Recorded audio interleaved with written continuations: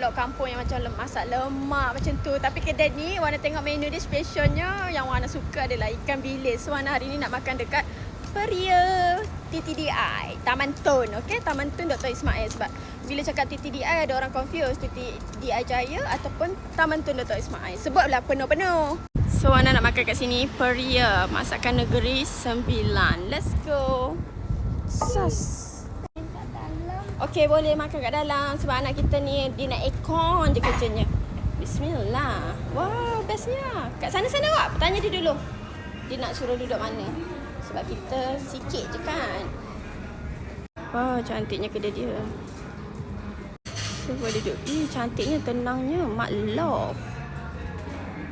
Mak love. Siap lagu apa ni? Lagu apa ni? Cantiknya. Adik, mama cantik tak? Hari ni Mak Adik cakap mama make up lembut-lembut. Udang sambal cili api tempoyak petai. Favorite.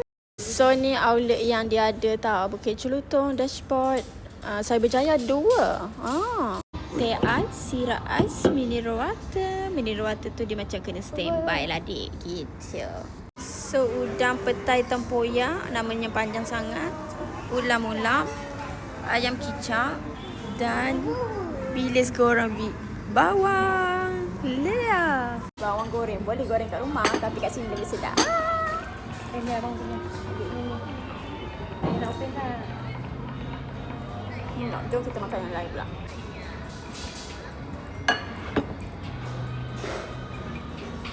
Tapi Wana hari ni tak ambil masak lemak Next time Wana ambil masak lemak.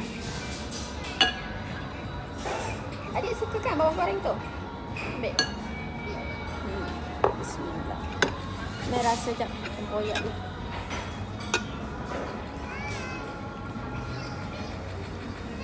Mak Lea. Kalau korang nak tahu, kawan mana dulu ajar makan tempoyak, lepas tu anda dah reti makan tempoyak. Before ni tak reti.